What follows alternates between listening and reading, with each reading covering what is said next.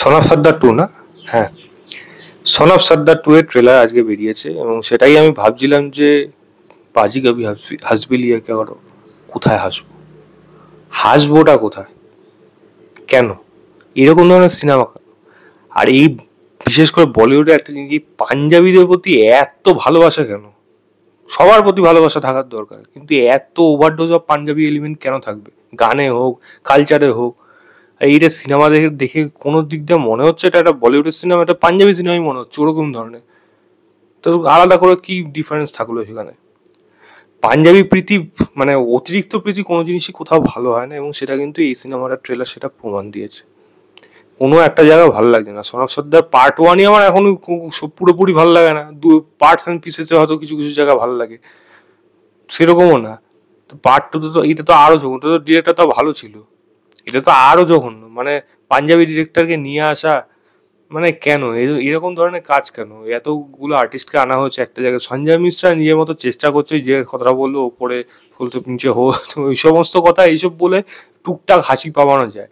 বা গাদার নিয়ে যেরকম এক্সপ্লেন করছে, এইগুলো এইগুলো ঠিক আছে, বাট বাকি কি গল্পের মধ্যে এই সেই ছেলেটা যাবে ওখানে বিয়ে নিয়ে সমস্যা রয়েছে, যেটা নিয়ে অনেক সিনেমা হয়ে গেছে, বলিউডে হয়েছে, পাঞ্জাবি ইন্ডাস্ট্রিতে ভর্তি হয়ে গেছে এরকম।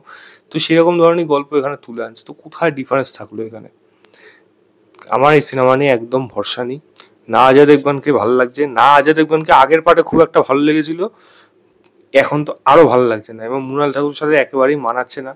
গানগুলো যে খুব মানে যা বেরিয়েছে সেগুলো যে খুব বেশি ভালো হয়েছে আমার তা না, লোকে ট্রোল করছে সেটা আলাদা কথা, সেটা আলাদা বিষয়। এবং ওরকম ধরনের যে এরকম এরকম এরকম দেজাচু টাইপের যদি গান হয় তাহলে তো লোকে এমনিই খেপাবে।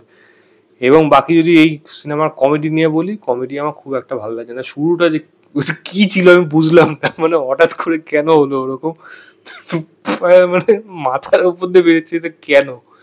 হা, দেখুন এরকম স্ল্যাপস্টিক কমেডি প্রচুর আছে, একটা কারণ ছাড়া মাইন্ডলেস কমেডি, তবে কিছু জিনিস যেন হয় যেগুলো কিন্তু মজা দেয়। এই সিনেমাটা সেটাও পাচ্ছি না।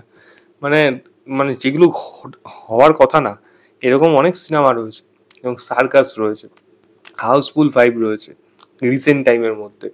আমি যদি বলি এই অর্জুন কাপুরের একটা সিনেমা এসেছিল হাসি, মুবারাকান না সামথিং এরকম টাইপের কিছু, এরকম অনেক জিনিস রয়েছে যেগুলো কিন্তু পার্টস অ্যান্ড পিসে কিছু না কিছু স্ল্যাপস্টিক জিনিস হলেও আপনার একটা দেখে মজা লাগবে, হ্যাঁ এটা ফাজলামি হচ্ছে তো ঠিক আছে। এটা তো তাও ভালো লাগছে না।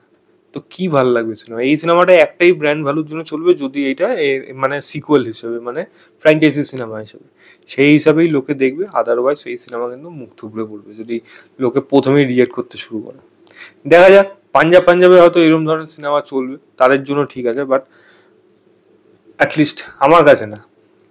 আর এত মানে কালচার, সব কালচারই কম বেশি করে দেখানো দরকার, কিন্তু এই অতিরিক্ত পাঞ্জাবি কালচার দেখানো এই বলিউডের বরাবরই সমস্যা হয়ে গেছে, সেটা প্রত্যেকটা ডিপার্টমেন্টে চারিদিকে ছড়িয়ে রয়েছে।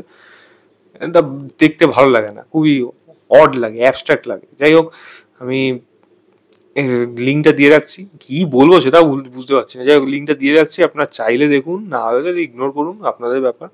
ভিডিওটা ভালো লাগলে লাইক শেয়ার, চ্যানেলটাকে সাবস্ক্রাইব করে দেবেন। এটাই ছিল আমার ট্রেলারের reaction of son of Sardaar 2 video. যাই হোক, বাই।